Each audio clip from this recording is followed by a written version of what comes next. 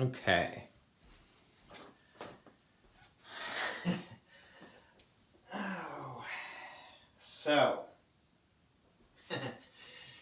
be interesting if I never tape the pre-sessions, but if you had like an outtake reel of sometimes it's zany comedy and sometimes it's like really serious conversations and sometimes it's none of those things. But here we are, ready to practice again. So let's start in a comfortable seat. And comfortable seat means just that. A seat that you can hold comfortably for, let's say, 5 minutes. Okay? Oh, Henry, my dog is sitting right by the camera and he just absolutely, when I said sit comfortably for 5 minutes, I got a growl. So if you feel a growl welling up from within you, like that is not, then that's probably not comfortable. Readjust. But you could really truly organizing your legs, your body in a way that allows you to, ideally, I think, broaden out your shoulder blades. Okay? So we're not all crunched in here like this. To extend your spine up through the crown of your head. Okay? And okay, and oh no, that's quite all right. No problem, no sweat. So pulling up through the top of the spine and then dropping down through your tail. Okay, good. Simple instruction for like a little mini meditation here. Okay. And we'll make this, I'm one thing I would be remiss not to mention is that in my own cueing, in my own instructions, one of the things that I've increasingly been on the lookout for is, and I don't know that this is a Michael problem, I think this is a human being reality, which is that we tend to reflect our own experience of things. In fact, our conversation just before this was exactly that. I gotta put these back on because I can't see. And so specifically, when we get into meditative states, talking about them, I can only speak to my own experience ultimately. I have no clue what's going on inside anyone else's head. As I said a moment ago, I'm not even so sure what's going on in my head half the time. But I guess what I would say what that means is that often I think about what my go-to instruction would be, and then try to sort of build it out from there to provide either a direct opposite that might be where other people are, or some other option. So like for instance, I find grounding, like the idea of like feeling your seat in the cushion or on the block or chair or whatever you're on, to be really a restful place. And if I can actually just like, I would use words like drop down and ground and relax in, and that all of those things for me feel restful and grounding, right? Not to be reductive, but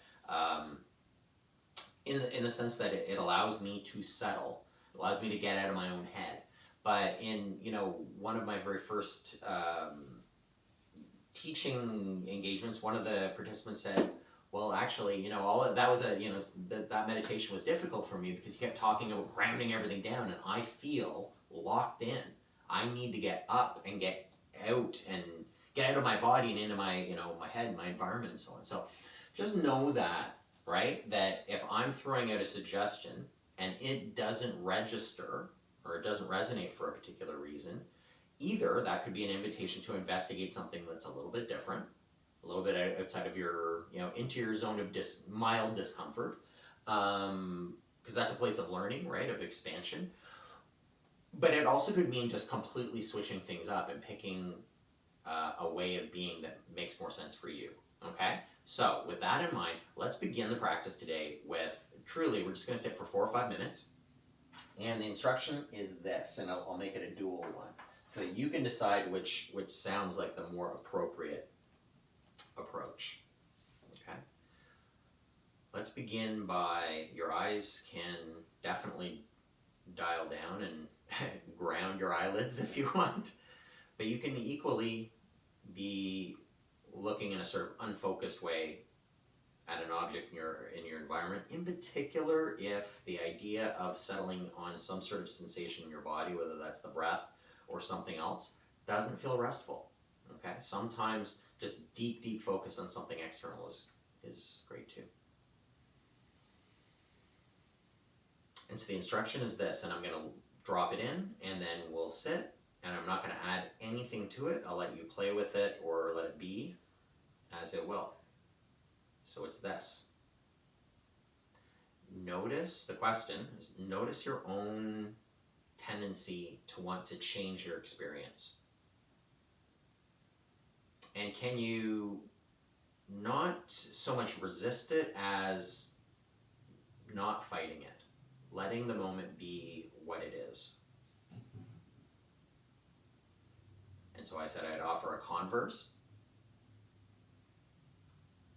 If it feels like meeting the moment with, radical equanimity, with, just like a super chill, I'm okay with things, is dulling you or is making you feel kind of lazy or sleepy and you need to change your situation, then there's that. Okay. So 2 instructions, 2 approaches among many. Pick your approach and just be.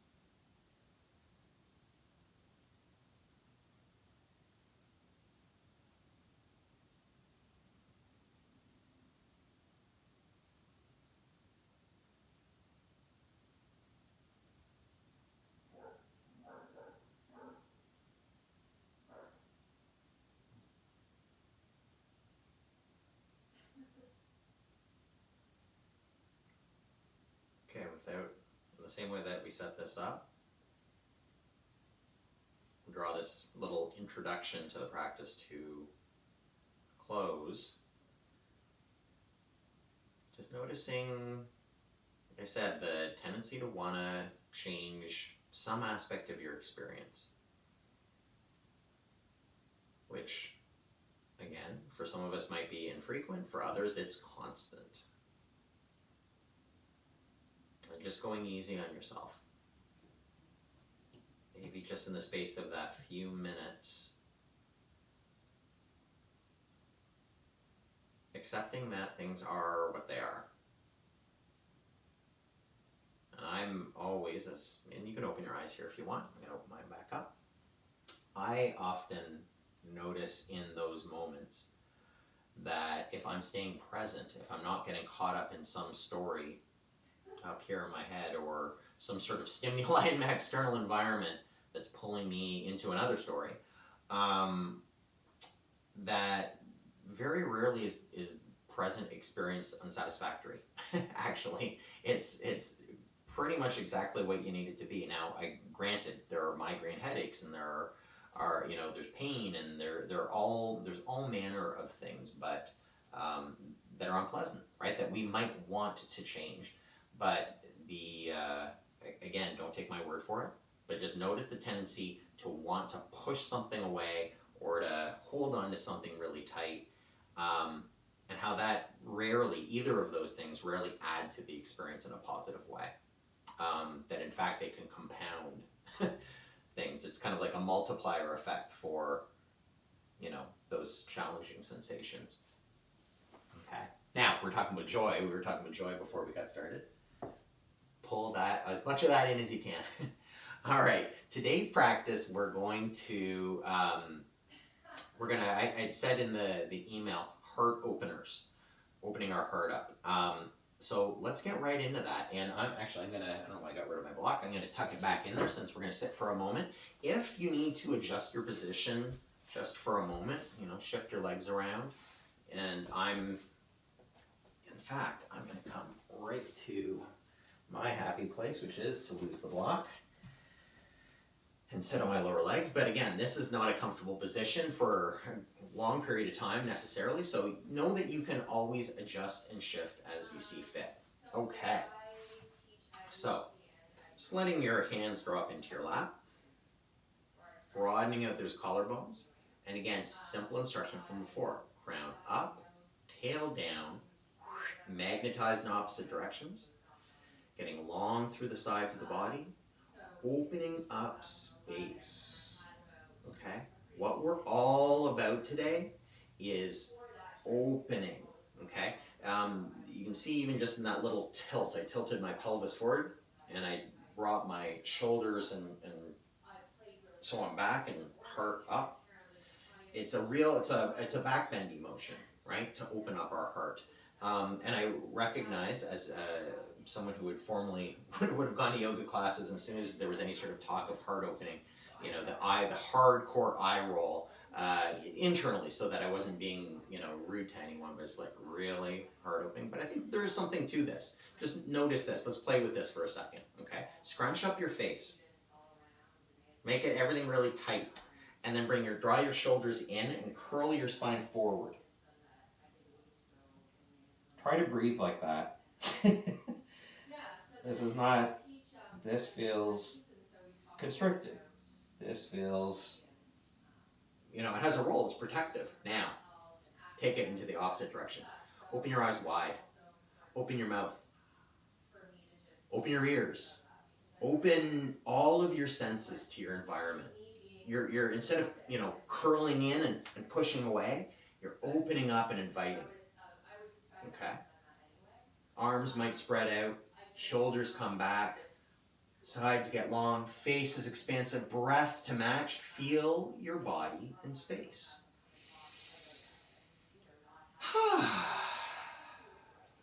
Posture matters. It really does. It both communicates our mental and emotional state, and it impacts it. It influences it. Okay, let's from here begin with a little bit of light opening. So, hands come in towards our heart, and then let's point our fingers forward. Okay, so you've got the heels of your hands toward your sternum. And then from here, inhale and extend out, and really press your shoulder blades away from one another, out to the sides. So you're rounding your back here. There is a little curl, a flex through your upper back. Okay, and then exhale, hands turn out, come wide like you're pulling through water, and hands just come out behind. And then inhale. You might even interlace your fingers here. Exhale. Press. Notice the tendency to want to, your shoulders kind of hitch up as you do this motion. We're just going to repeat it multiple times. Drop the shoulders down as you do this. Shoulder blades spread wide here. You might even interlace the fingers and spread that way. Good. And then exhale, spread back. You can also ground here. Okay, all we're really doing here is think of your body as a kinetic chain. There's a chain of energy that's moving in your body. If you are here with arms floating, the chain is open, meaning there's no kind of nothing holding you in. And if you drop back, oh, now I've got ground. Now I can actually use that resistance with my fingers on the ground to open my chest up. Okay, spread forward. If you've interlaced, maybe interlacing in the opposite direction. That will tend to be the one that feels a little hinky, a little funny. Spread those shoulder blades away from your spine. Then unhook your hands. Come on back. Any version there. Maybe both hands come in and drop them down. I've actually placed them on my toes. Again, it's not about where we land. It's just about opening things up. And let that go. Okay, a little bit of turning action here. Let's leave the left hand in our lap. Again, shift your position at any point. So if this, whatever shape your body's in, if it's not comfortable, just, you can futz with your legs. I'm gonna do it this way. I'm gonna go into this is a bent sit. Okay, this is almost like chair pose on the mat. And instead I'm just gonna bring my legs in like that. Okay, into this bent sit that's sideways. Okay, and then from here, I'm gonna bring my left hand to my right knee, swivel my right hand without kind of dumping and collapsing like that, out behind me, and I'm gonna look behind me. So just looking. And I'm getting a nice stretch with the resistance of my right foot and left knee. That left hip tending to open a little bit here, okay? Not collapsing into the twist. We want to stay really nice and long, okay? And then come on back. So it's just like a half reset. And then this time, actually turn your gaze. So lead with your eyes, lead with your chin, your eyes, turn, then turn your body. There's round two. Ooh, and return. Okay. Third time, right hand comes out. Look at your finger, trace it. The finger is guiding, the eyes are following. Now, if you've been using your hand to post up to turn and this starts to get tippy, you can hold on with your left, or you can lose the point. And return. And then I'm going to shift into the opposite side, but again, you may not need to, depending on how you've organized your legs.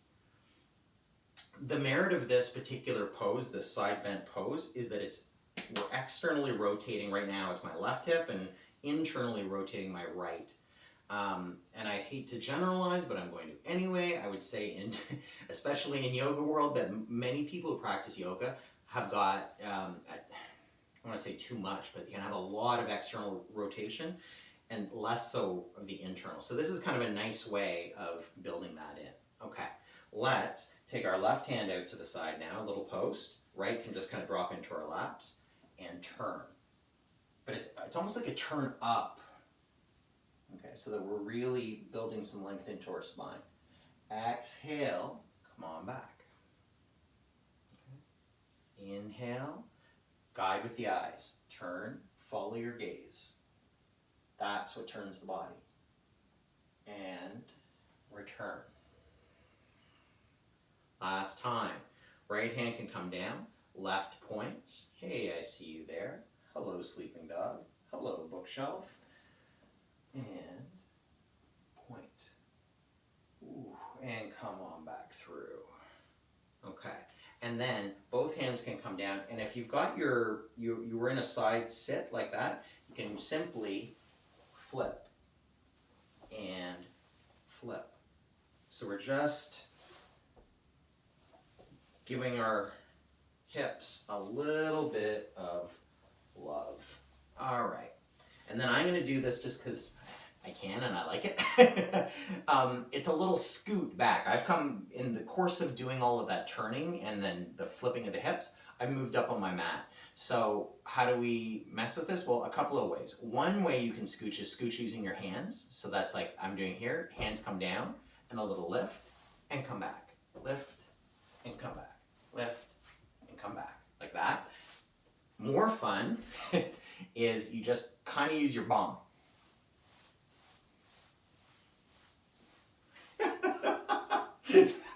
See, it gets me every time. All right.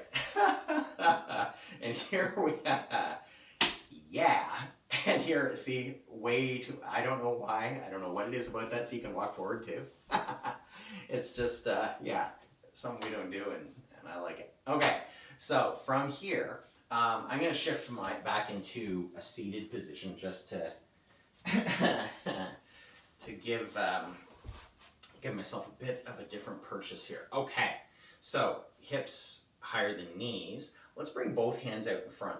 Okay, inhale them up there. Leave the right hand where it is and exhale. Take the left hand out only so far as it feels like that feels good. Like I can actually almost get to one arm behind, but again, not about where we get to. And then it's like patty cake on the exhale and turn.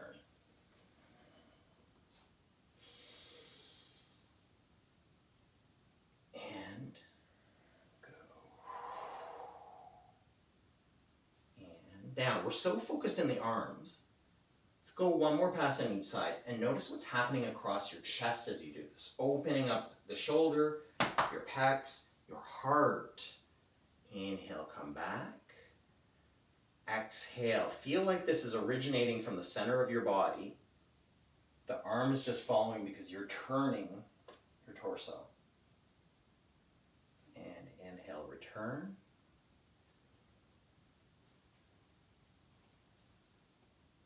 And inhale, return.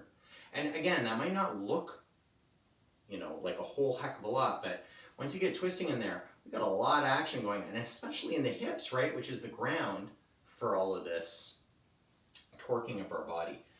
I said torque, not twerk, by the way. Okay, different kind of yoga class. Let's come up onto hands and knees, if that's not uncomfortable. And notice the tendency for the knees to want to kind of come forward so that we're in this if I came up, it's almost like a begging dog position. What we want to be is bring the knees back in space so that they're truly under our hips, okay? So we're going to go through a few rounds of opening up our heart, okay? Let's start with the classic, which would be cat and cow. So as you inhale, drop your belly down, hips come up so your tail is pointing towards the sky, or the feeling like it's going to touch the back of your head, and your back of your head is coming up, chin comes up, eyes raise. Exhale, reverse that whole motion. Cat. Inhale, drop. Dropping the belly, rise being everything else. Exhale, rise through your heart.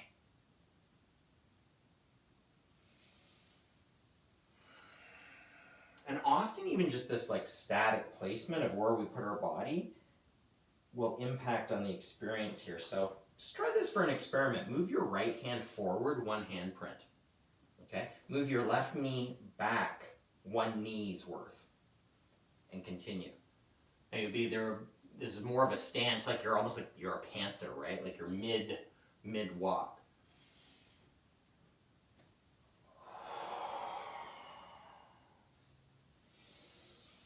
But it'll change the experience in all likelihood.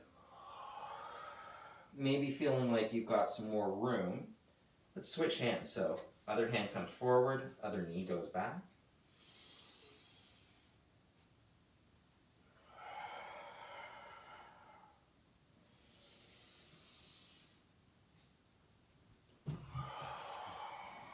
Okay, and then let's bring everything back in a bit more symmetrically.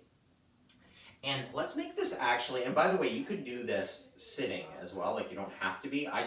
For me personally, I find it easier to feel the segmentation of my spine when I'm in that tabletop shape than as opposed to being here. Because like, look, cow, cat, right? Same process. But whether you are sitting up or you are in your tabletop, let's try this. Starting from your tail, begin to tip it up one segment at a time. So think of this as being like 2 or 3 or more breaths. The belly comes down, the sternum drops, and only now do I come up with my gaze.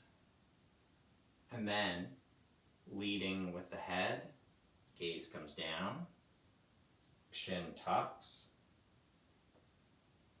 your upper spine begins to curl, curl, curl, and then when you get down lower, tuck the pelvis, tuck your bum in, and then leading from the bum, point out and back, tip your pelvis forward, belly drops, chest drops, so we're moving in the opposite pattern, head comes up, and release that. And maybe just a little side to side, like a little peek, like you're going to take a peek back at your left foot, and you're going to take a peek back at your right. All right, nice. And then have that land okay? Okay, so we're going to move into a counter action. Okay, now this is taught less often in a yoga class, but if we think of cat-cow as this, undulation, our spines kind of moving, on that lateral plane, up and down. What this next move is around our shoulder blades, or scapula, okay? And really what we want to do is we're approaching this kind of like we were earlier when we were reaching back and the shoulder blades would tend to come in, and then we reach forward and they wrap out and around. We're gonna actually try that right here, okay? So take your shoulder blades and not pinching them, we're certainly not working into pain, but really trying to make this a sort of fluid motion. Drop your heart down and let your shoulder blades come in. So not your belly, your heart. Open up the space underneath your shoulder blades. And then press that up and feel it get, the space on the front gets smaller. Okay, and reverse. And reverse. And by the way, I haven't been cueing breath here, but I hope that you're inhaling and exhaling. Breathing, definitely yoga approved, definitely suggested for health and life. Whether you are inhaling on the up motion or the down motion is totally up to you. You can kind of play with it and see what feels nicer.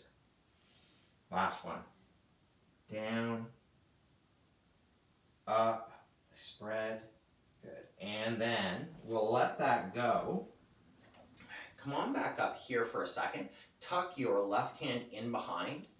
Take a peek down at your left shoulder. Say, hello, shoulder, I see you there. And I know that you're going to want to come forward here, but I'm going to just ask you to just chill. Just relax back here, okay? And then turn your right hand out so it is away from your body. Backstroke.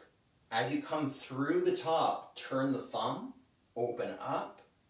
So we're in a nice open shoulder here, okay? Notice that opposite shoulder, say chill out, you can be there, okay? And then as you come through, turn again, lead with your pinky. When you get to the top, switch, open. Last time. Pinky, we lead as we inhale, exhale, opening down.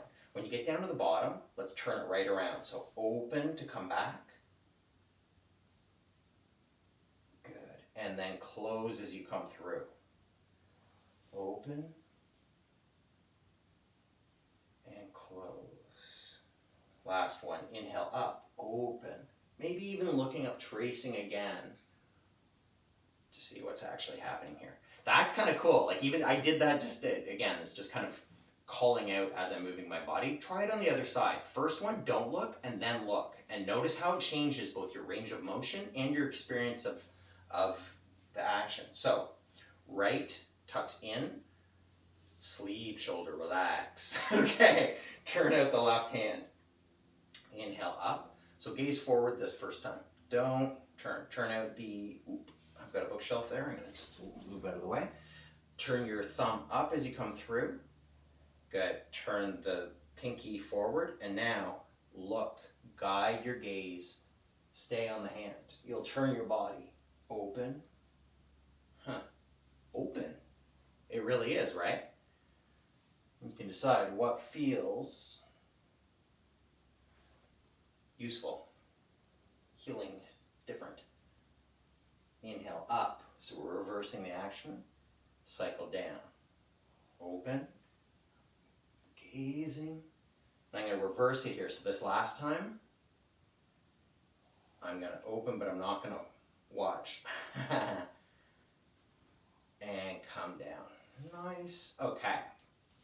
A big part of where we can feel tension and stress through the center of our body is in the shoulders. So I'm going to give a couple of options here. So you can decide kind of which stop, and I cannot stress enough.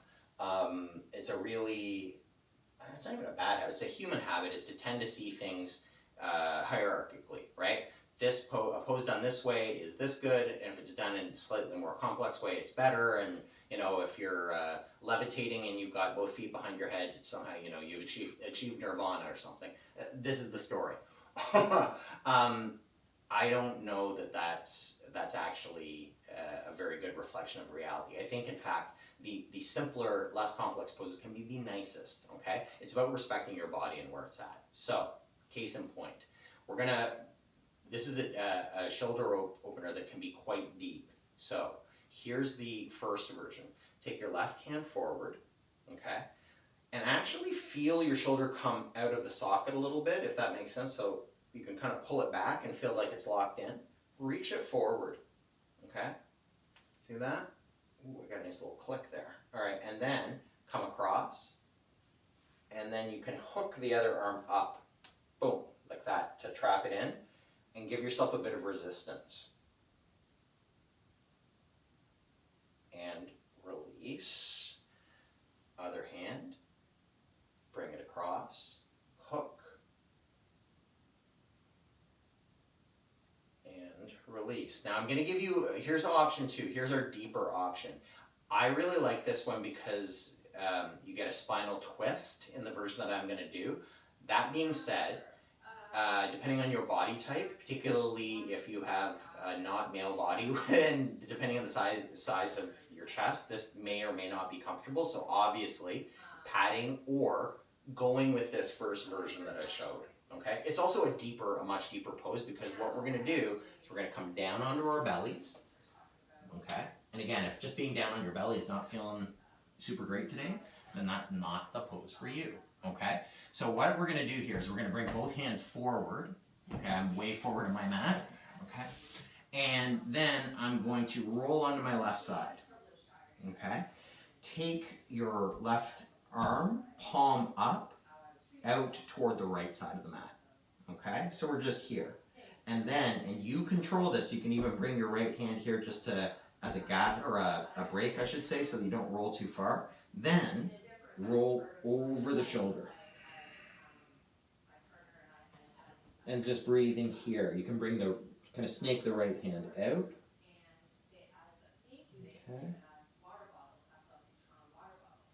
Okay. And you could stay there for, for a few breaths if it's feeling nice, or, so hopefully getting a stretch on the outside of the shoulder, but also across the top of the back, particularly if you take your right hand out to the right as well. Create some space. Then we'll roll back. We'll take the arm out and roll across the mat to the other side. Okay. Good. And then right arm forward. Take it across the mat to the left. And roll back on top of your arm. Option again, as you're breathing here. Notice your own tendency, especially if this feels deep, to want to change your experience. Can you relax into it? It's not just thoughts and emotions that can be sort of triggering here. Okay, obviously backing away from pain. That is not useful to a practice, at least to invite it in. All right, and then come out of there. By the way, you can do a kind of a double version of that where you snake one arm in and the other arm across. And then just kind of rest your arms down like that. Ooh, that is deep. And then if you're going to do it that way, change the arms in the opposite direction. Okay, but that's just part of it. Now let's give ourselves a little interlude here. Said that with heart opening, we are the friend of an open heart is the back bend. Okay, back bends get a lot of they're really reified. They're really promoted as like an end goal, a place that you want to be in yoga, or like on your mat in asana. Okay, sure, maybe. Just explore without feeling the need to when we say draw back bends, often people are thinking about wheel pose or dropping back, against a wall to put their hands down behind themselves. I myself must say, that's not going to work for all bodies. You have to have quite a bendy, open body to do that. This pose, Sphinx, particularly if you're bringing your sternum forward in space, spreading your collarbones wide, so not collapsing in here, got a nice little back bend action going on. Okay? All right, and let's release out of that. Take both hands and interlace them behind you. And just breathe there. And then maybe even bring the legs up. Maybe lift the hands up. Maybe not. Right? Particularly if you feel any pinchiness in your low back. And release. Now I promised a spinal twist. So what we're going to do is we're going to do a counter stretch to where we just were. Let's take our right hand out to the right again, but this time there's no tucking or rolling. Instead, well, I shouldn't say that because now I'm going to get you to roll, but we're not rolling in quite the same way. Left hand comes here for support. You see that my left leg is up in the air, and I'm going to take it up and over and step over. There it is. Nice little stretch. So opening up the front of the shoulder. And come on back down. And then left hand comes out to the side, ground the shoulder. Right hand, you can tent the fingers, lift the foot, pressing. Oh, yeah. And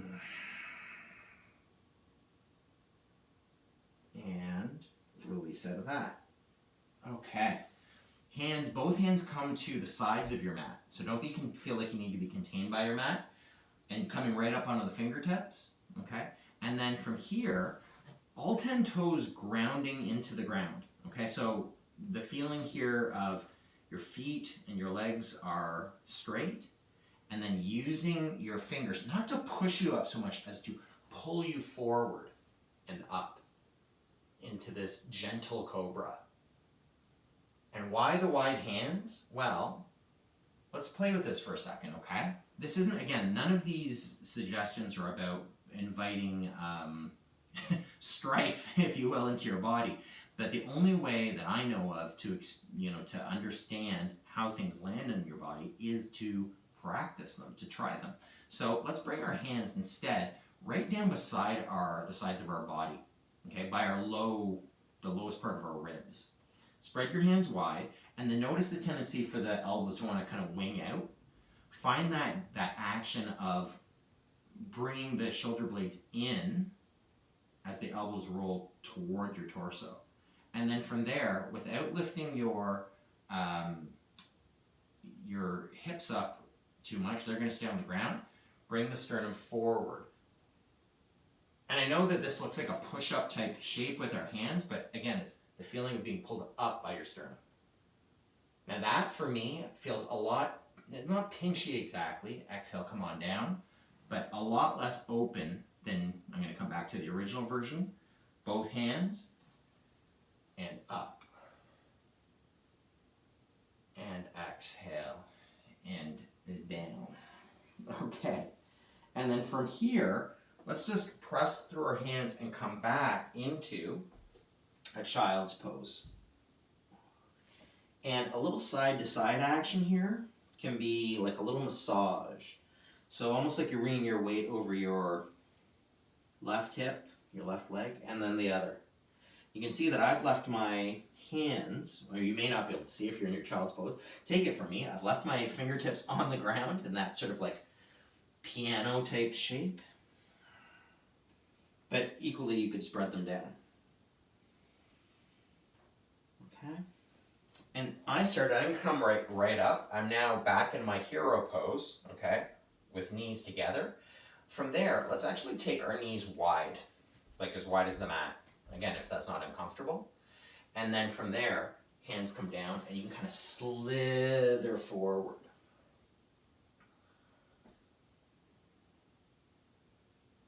And slither back. We'll do one more pass of each of those. Knees come in. Come on forward. So feeling this contained child's pose.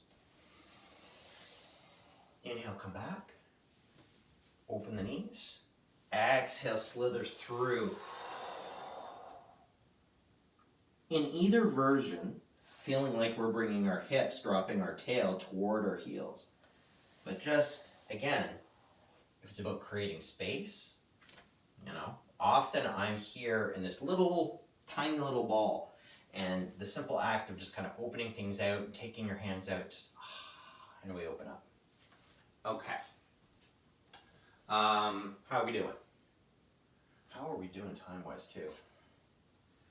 I'm literally flying blind here. Oh my, oh goodness. Okay, let's come onto our backs. Just notice, too, as you transition, however you transition to your back. But let's be deliberate, okay? Think about how you're going to get there. So how might we do this? You could kind of sashay, bring your hips to one side and come out. You could do it the other way, like that, and out. Or, you could kind of, there isn't a wrong answer, but let's come on to our seat. And to start with, hug, hug, hug. Bring your heels as close as is comfortable, not closer, okay?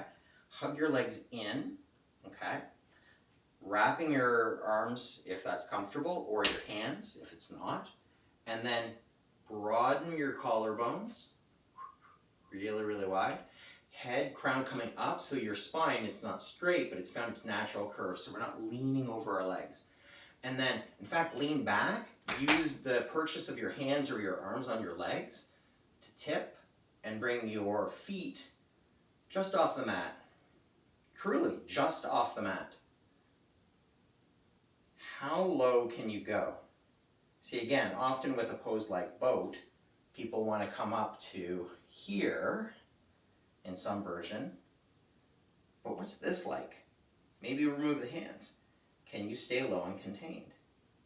Can you then know that if you begin to feel curling in your low back, you may need to come down, take a little rest. In fact, let's do that, okay?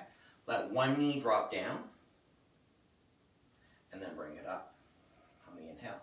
Let the other drop down and bring it up. Let both drop down. Heels and feet come together. Sitting forward. Ooh, yeah. Okay. And then come up. And then with hands or without, another little lift or a little mini boat.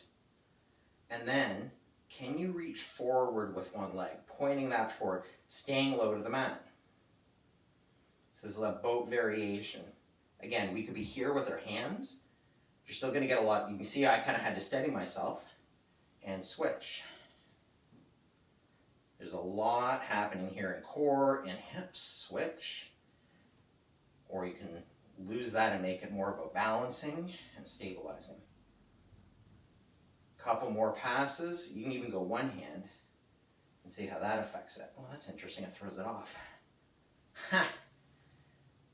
Doesn't matter how long you've been practicing, the simple experimentation with little moves like that. Come on back to your cobbler's pose just for a second.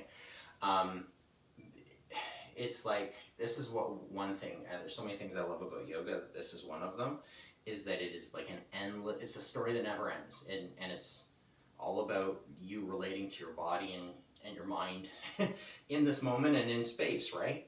And it's a funny thing. They're little things, but there's so much to learn.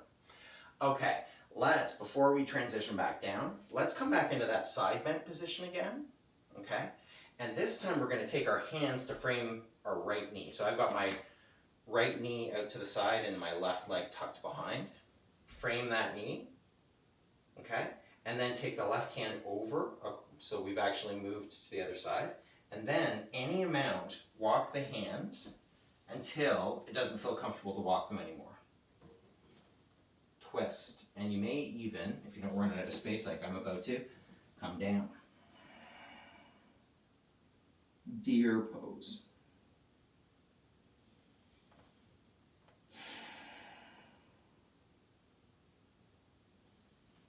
And then come on up.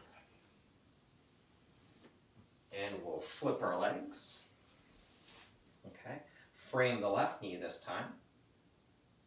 And then bring the right hand across to the opposite side. And then just stepping, stepping, stepping till you get to as far as it feels comfortable you want to go, and then allow yourself to come down, or not. The down is an option. Breathing especially into your side body here, especially the upper side, the exposed side.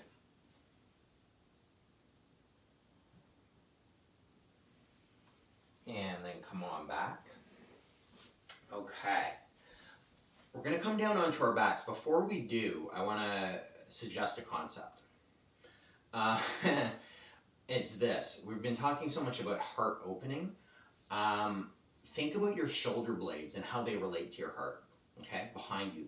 They truly are like, well, your ribs, obviously, but the shoulder blades kind of like come in like that, almost like they're doors that close in and protect, you know, the part of you that you can't see. So we can lead with our hearts here, and literally, like, you can like look down and see what's going on. Behind, not so much. But if you bring your shoulder blades together, it's a simple act. Bring your hands forward and let things kind of drop into your lap. And notice how things at the back get kind of lax, you're exposed. Then simply draw your elbows to your sides. Okay? Notice that, and see, my body went into fists. Solid. Okay? Can be solid without the fists too. Now, that action of hugging in is what we want to bring into our bridge, okay?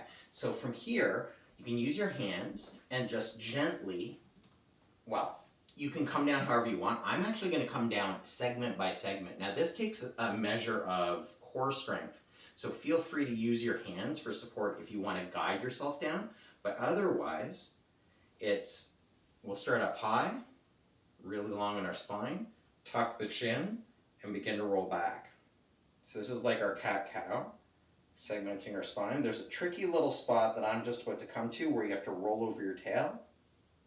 There it is. And come down, down, down. Again, this could be with hands. And then a little tuck. Bring that you know, the blinds, you're drawing the blinds, if you will, behind you. And you've created a shelf for your heart. Okay?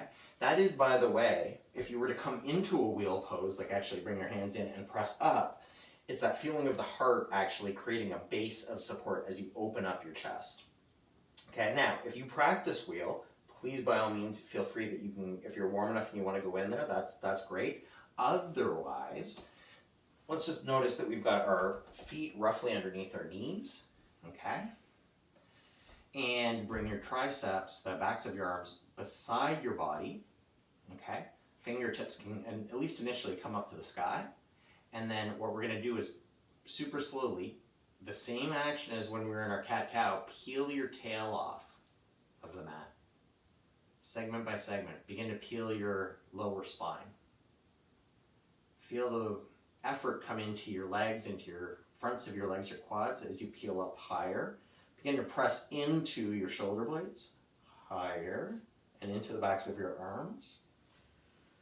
And then from here, hands may come underneath and tuck, okay? You can interlace the fingers if that's accessible to you. And here I like to give myself a little shift.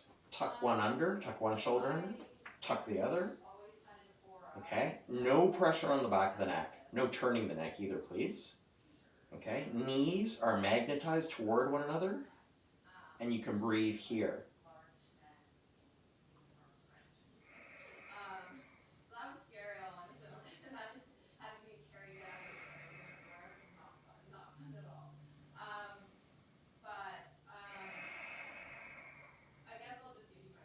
And unwind the arms and allow everything to come back down.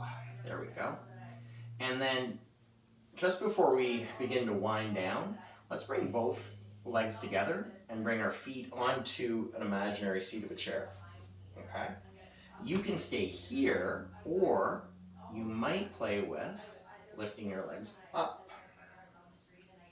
You might play with bringing your heart a little bit closer to your toes, lifting it off the ground. And breathing.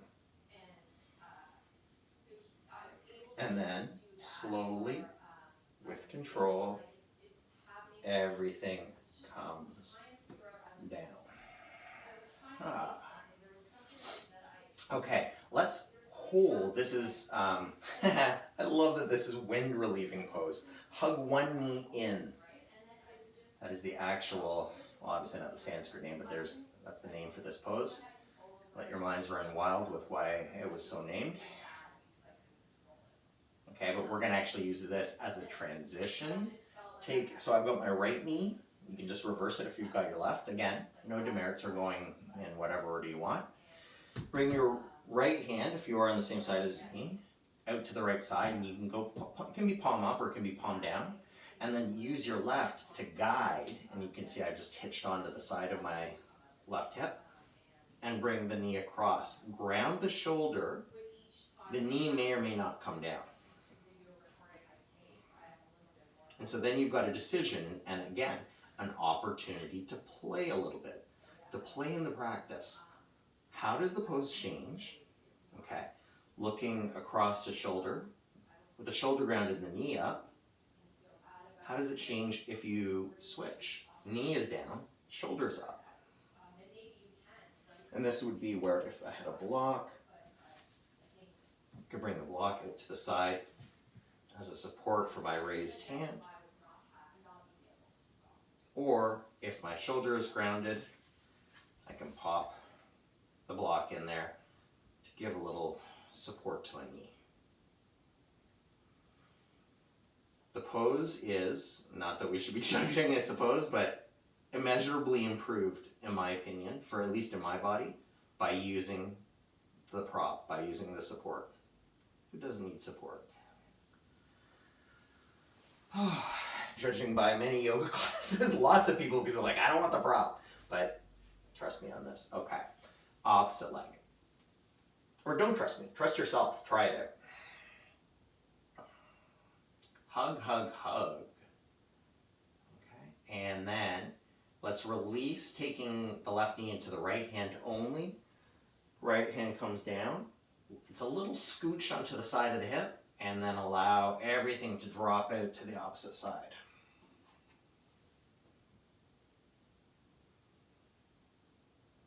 And again, you can play with shoulder up or knee up. There will be some bodies where both are down. Just got a little bit more mobility in this twisted action. That's okay.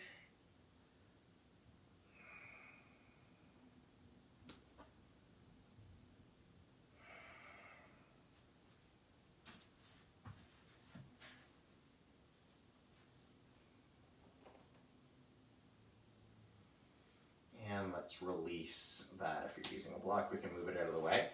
One last time, let's bring both knees in, and we find ourselves in this revolved child's pose. And allow yourself to just drop from side to side, using the sides of your hips, if necessary, your elbows. Whoop, there you go. To pop yourself back up if you really fall over. If If you practice Happy Baby and you want to come to that, nice place to go. If there's any other pose that you would like to do, I'm going to just give myself a little pedal out with my feet because I've got some tension here at the front of the hips from all of that hugging in. And then I'm going to just slow the kicking down. And the legs are coming out to the side. And now they're dropping. And they're down. Arms. Turning the hands out, allowing the backs of the arms, the backs of the shoulders. Again, that shelf underneath your heart, providing support.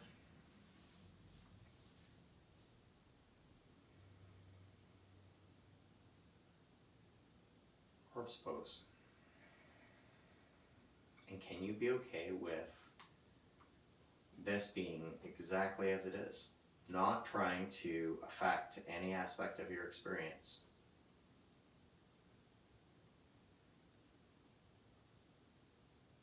It's practice for our ability to tolerate discomfort or change in our lives. And not needing to attend to anything else, just being right here, not trying to change any of it.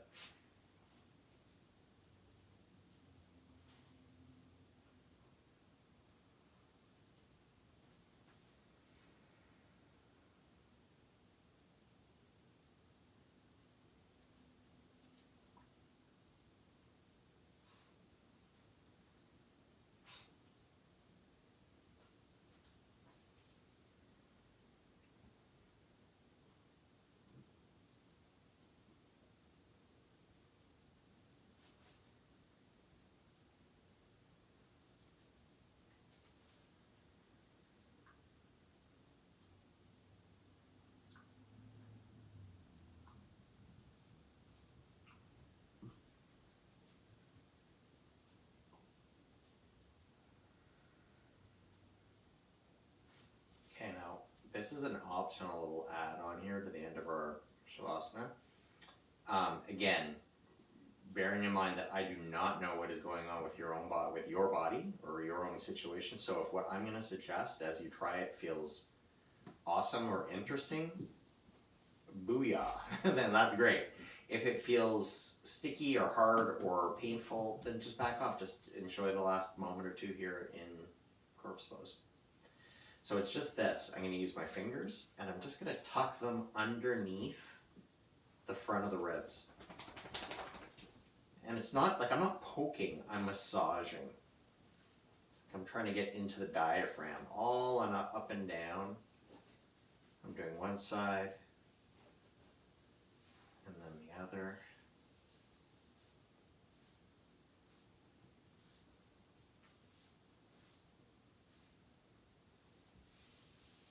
And then just smoothing it all out.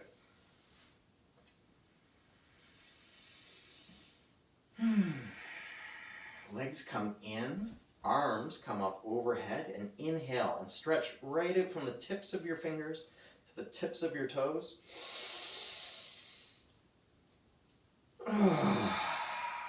And give yourself a hug. Hug, hug, hug. Knees come up. You can roll over to one side, making a little pillow with your right hand. Resting here for a moment. Then, left hand comes onto the ground. You can bring the opposite leg out to support you and come up and come in. And we're there. We're back where we started. Eyes can close just before we close the practice.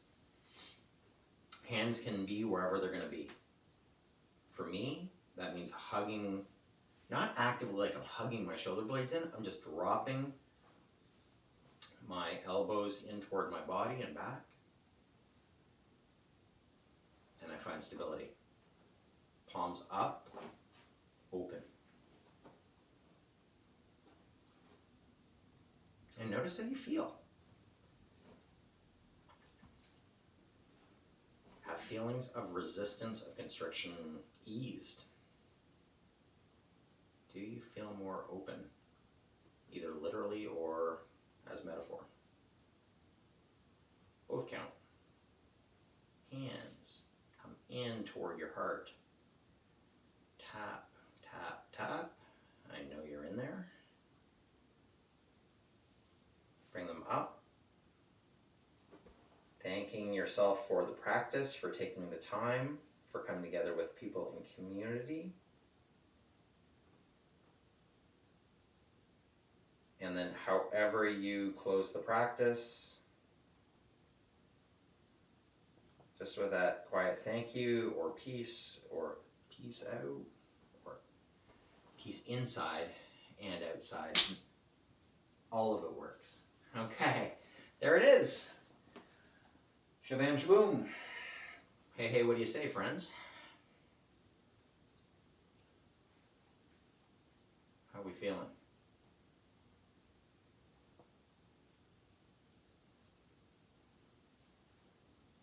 Landing back in our bodies. I'm just going to stop. Goodbye out there in the interweb. I'm just going to stop the other camera before I close this off in the Zoom here.